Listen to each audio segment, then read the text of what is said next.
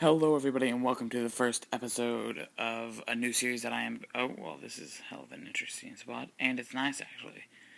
This is the first video in a series that I hope to continue called Injustice Lore, and today we will be looking into the lore of a character known as the Batman. Of course, is Bruce Wayne recently was announced that it's going to be Batfleck in the newest movie. And so no one's happy about that. But Kevin Smith is, so congrats everybody, Kevin Smith. Anyway, we got ourselves the Red Sun Batman right now, which is going to be its own different story. I might just do a Red Sun lore because they all work inside of the same universe. It's not like this character has its own book. It's like there's just the Red Sun comics. And I will elaborate on this later, but I decided that I would do Batman characters. And I would like to have another Batman card, but I don't. So I'm just gonna throw in someone random. I wish there was a Robin card or something. I'll throw in Lex Luthor. Why not? Why not the Pokemon, you know? Anyway. Excuse me. Anyway, we're going to be consulting just the general lore of the Batman universe, which is pretty well known. Of course, I might get into some other topics that aren't as well known, but I will touch up on pretty much as I can. This will probably be a two-parter, so put your pants on and be ready for all the lore. Anyway. So, we're going to start with just basic Batman knowledge, okay? His parents are murdered by, I honestly can't remember who. Here's to put it into perspective, not an important person in the comics. I'm pretty sure that Batman will kill him at some point if he hasn't already. But anyway, this Superman is a douchebag. But anyway, so Batman's parents are murdered after going to a play, and they left early because I shouldn't say Batman, because Bruce Wayne got scared by a certain thing during the play. This is different in the Gotham TV series, and I think in Batman Begins. I haven't watched Batman Begins in a very long time since it came out, which is 8, I think. But anyway, that's against the point. In Gotham, the new TV show with Ben McKenzie, they left after the play, and the play was like Batman was talking with his parents, and they were like, hey, yeah, it was pretty good. I thought it was pretty half decent. And Batman was like, I'm not sure. Anyway, I keep saying Batman. I mean Bruce Wayne. Of course, being little miniature one. No one is a witness to anything, and so Batman uses his true detective skills of technology and stuff to track him down and take him down. But in the Gotham TV show, which is what I'm going to often reference back to just because it's the only thing other than really Batman Begins that has a pretty, very kind of different one. But in Gotham, Selena Kyle, who is, I believe, 2 years older in that show, witnesses the Waynes get murdered, which is an interesting twist, but I'm not quite sure how it's going to tie in, and I'm like 2 episodes behind. So I'm sorry if that's not the biggest help. But and then he grows up, Alfred pretty much just full on takes care of him. Alfred is now his basic overseer. And, this point, Bruce Wayne is going into that recess where it's like, my parents were murdered. And I'm getting, I don't know how to put it. I'm getting taken care of by a British butler. Who I'd like to say, everyone knows Alfred. Alfred is Alfred. He's a very big part of the DC, well, Batman universe. But something that a lot of people don't know is that back in the comics, when Alfred originally came in, Alfred lived in Britain and then moved and then found out that Batman was Bruce Wayne and Robin was Dick Grayson.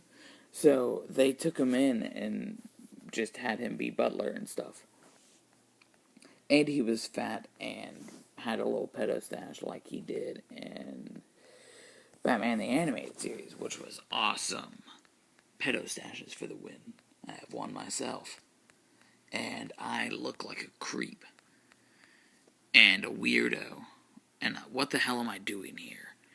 Anyway, pointless song references aside.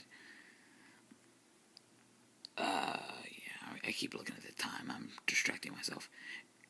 And then he kicks in and goes and he moves away for a little bit and gets himself trained. But he doesn't just get trained. He's gone for I think in the comics it was he was gone for 10 years. 10 to 20 years gone, just off the face of the earth. No one knows where this guy is.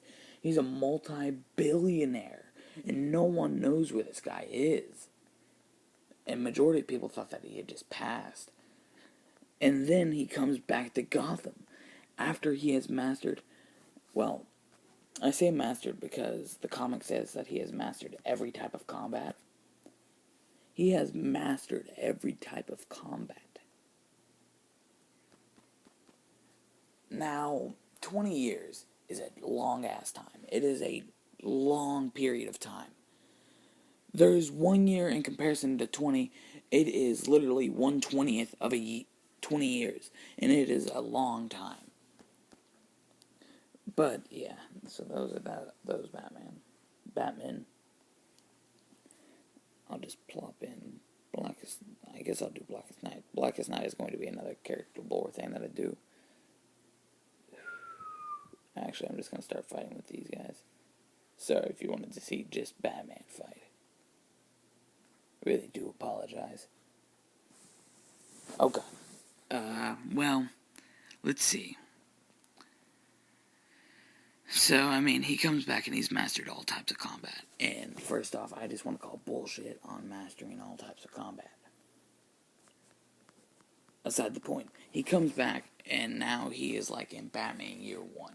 He dons the costume, and he goes out there, and he starts fighting crime. He starts stopping muggers in alleys.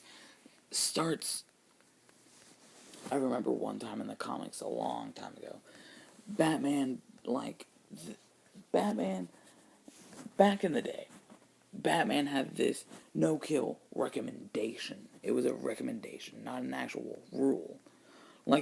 A mugger threatened a kid in a street alley, and Batman straight up came up behind him and snapped his neck.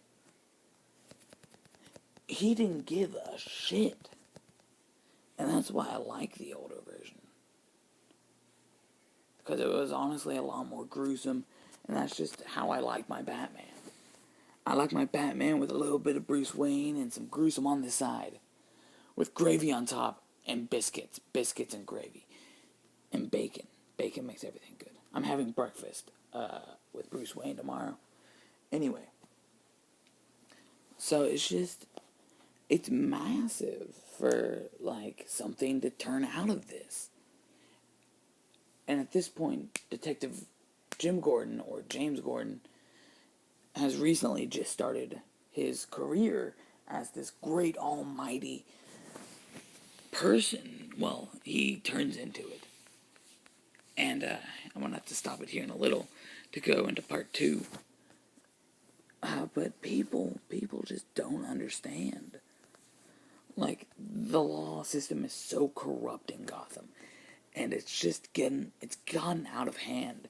And it's to the point where the police turn to this mass vigilante that no one knows who he actually is to protect people. Not like the GCPD. That's not who turns to him. The Commissioner Gordon, Commissioner James Gordon, turns to him and asks for help. And it's a very interesting situation. Once I finish this fight, I want to end the video off. Just going to go ahead and tell you now. And it's very, very intriguing, honestly. Because James Gordon is theoretically the only clean cop in Gotham. That's what they're going for. I'm sure he's not the only clean cop, but that's beside the point. But that concludes part 1, my friends. So I hope you guys enjoy, and we will be back again for Batman and Justice Lord Part 2. See you guys later.